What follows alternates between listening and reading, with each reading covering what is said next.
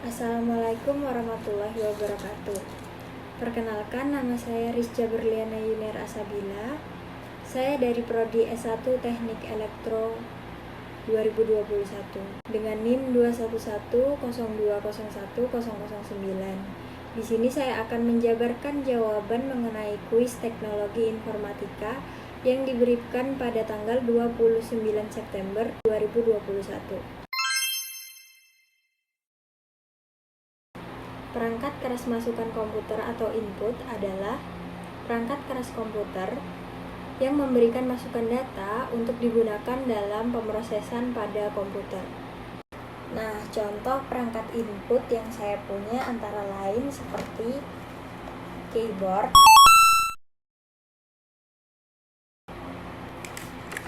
mouse,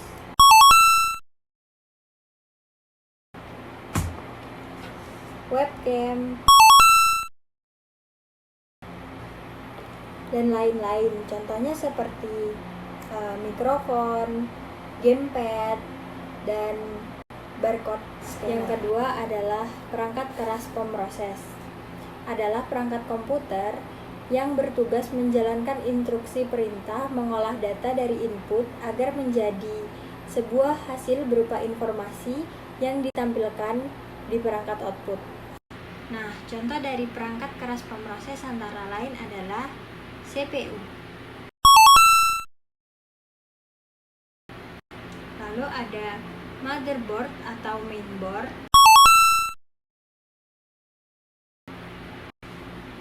CD atau DVD room,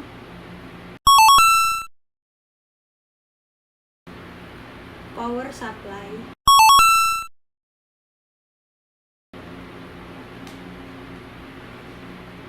yang ketiga adalah perangkat keras keluaran atau output.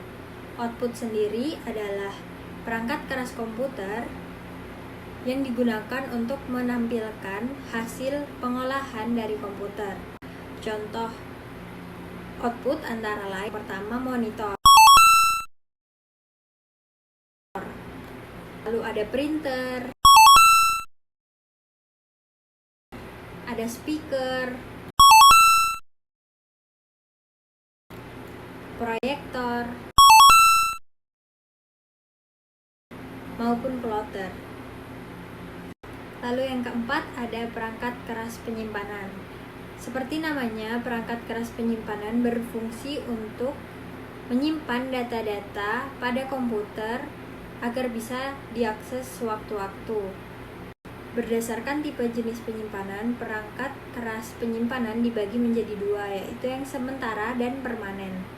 Contoh perangkat keras penyimpanan yang sementara antara lain adalah RAM.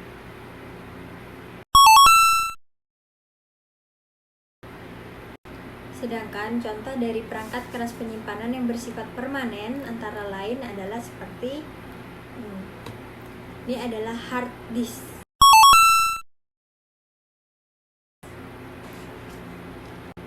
flash disk, SSD, dan DVD atau CD. Ini adalah motherboard, komponen terpenting untuk perakitan komputer. Nah, langkah pertama yang harus kita lakukan untuk merakit PC adalah memasukkan prosesor ke dalam motherboard. Pertama kita buka dulu pengaitnya dengan menariknya ke atas seperti ini dan menekannya sedikit. Lalu kita akan memasukkan prosesornya.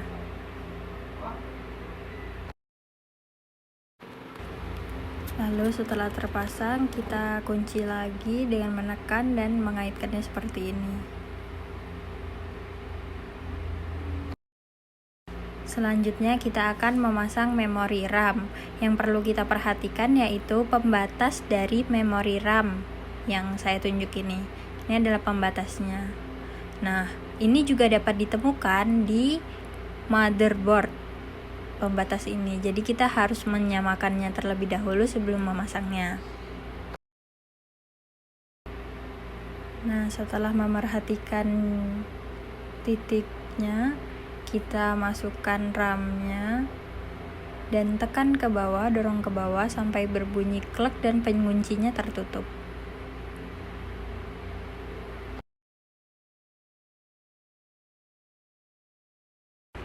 Nah, step selanjutnya adalah pemasangan heatsink atau kipas prosesor. Nah, untuk pemasangannya sendiri kepada motherboard, kita harus menarik penaiknya ke atas terlebih dahulu agar bisa tertempel ke motherboard.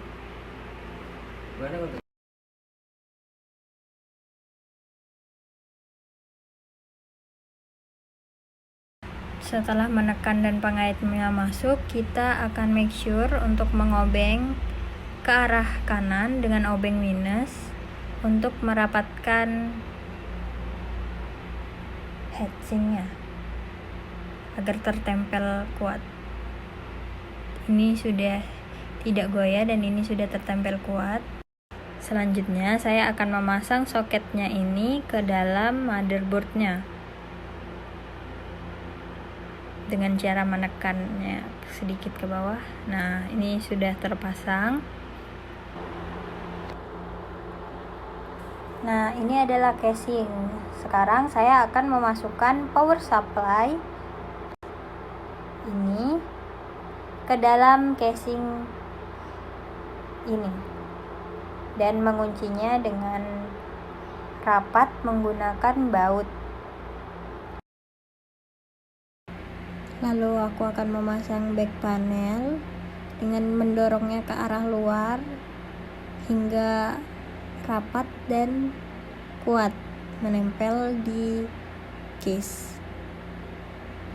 Selanjutnya adalah pemasangan kabel front panel, USB, audio, dan lain-lain. Kita bisa lihat di motherboard ada letak front audio dan lain-lain di motherboard, lalu kita akan menempelkan satu-satu dengan cara mendorongnya ke bawah. Setelah melakukan hal tersebut, saya akan memasang motherboard ke casing dan memasangkannya erat menggunakan baut.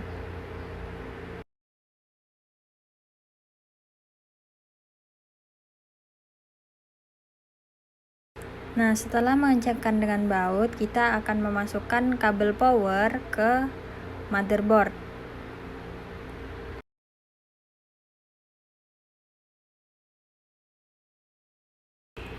Langkah berikutnya adalah pemasangan hard disk ke dalam casing. Jadi kita masukkan hard disknya ke tempatnya, lalu kita eratkan dengan baut-baut. Langkah selanjutnya adalah pemasangan kabel dari power supply dan kabel SATA seperti ini.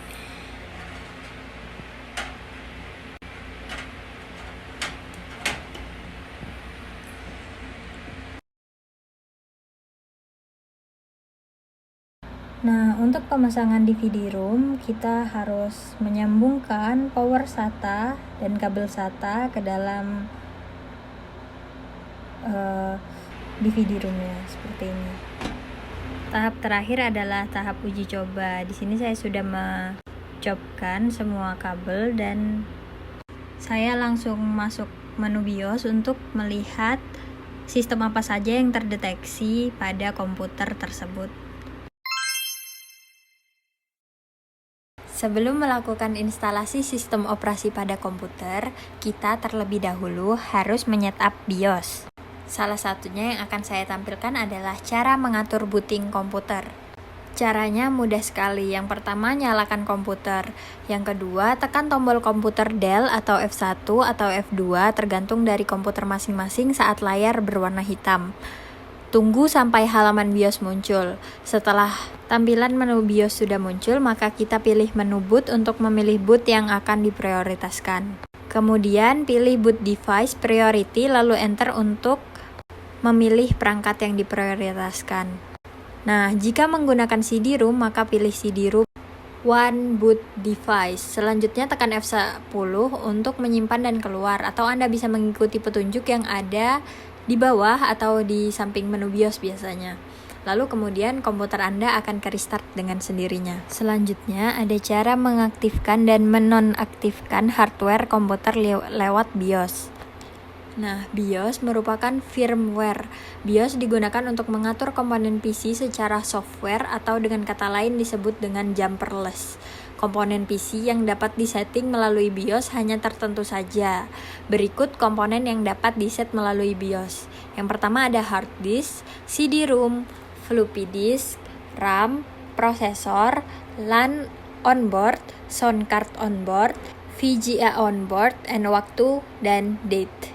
Nah, untuk hard disk dan CD-ROM, dalam BIOS hanya mengatur aktif tidaknya sebuah hard disk dan juga menentukan berapa besar kapasitas sebuah hard disk baik secara manual maupun otomatis. Terletak dalam menu main, kemudian dilanjutkan pada submenu letak dari drive terpasang. Selanjutnya, untuk mengatur hard disk atau CD-ROM masuk ke submenu letak hard disk atau CD-ROM terpasang. Kita asumsikan bahwa hard disk terletak pada primary master.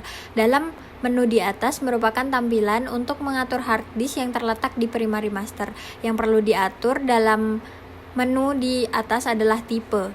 Dalam menu tersebut, pilih auto untuk mendeteksi secara otomatis device yang terpasang. Sedangkan none untuk mendisable hard disk atau tidak ada device yang terpasang.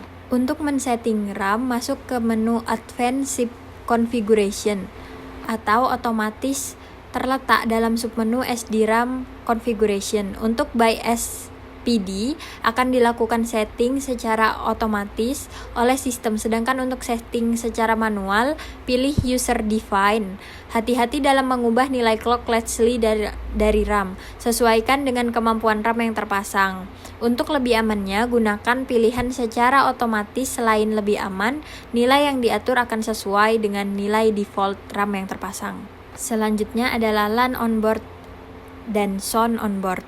Untuk kedua komponen ini sama dalam melakukan konfigurasi di dalam BIOS, terletak dalam menu yang sama, dan untuk mengaktifkan dengan memilih enable pada masing-masing komponen, sedangkan untuk menonaktifkan cukup dengan memilih disable. Lalu ada cara mengaktifkan prosesor.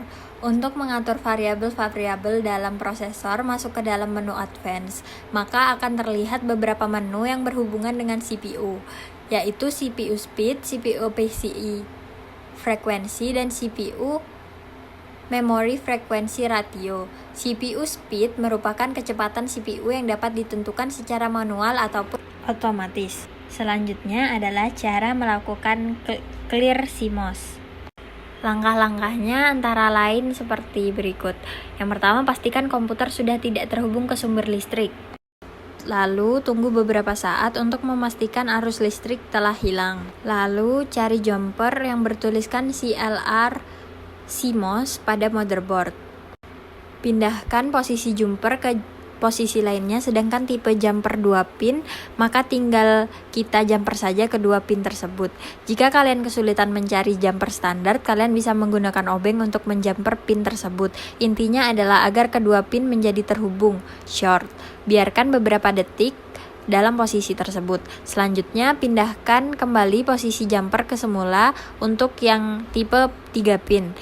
Masukkan kembali kabel power supply motherboard. Nyalakan kembali komputer. Jika sudah berhasil, settingan BIOS akan kembali seperti semula. Setelah BIOS sudah terreset, komputer akan booting kembali. Apabila reset BIOS tidak berhasil, ulangi langkah 1-2, kemudian cabut baterai BIOS dan ulangi langkah 3-5. Nah, apabila tidak berhasil juga, ulangi kembali langkah 1-2, cabut semua kabel power supply pada motherboard, lepas baterai BIOS dan memori RAM komputer, lalu ulangi langkah 3-5. Langkah terakhir cara untuk mereset BIOS jika masih belum berhasil adalah ulangi saja langkah 1-2. Kemudian lepas semua komponen pada motherboard seperti prosesor, RAM, VGA, dan lain-lain. Bersihkan kembali motherboard dari debu dan kotoran dan ulangi langkah ketiga di atas. Dan diamkan selama 30 menit. Selanjutnya baru ulangi lagi ke langkah 3 dan 5. Selanjutnya ada langkah cara memberi password pada BIOS.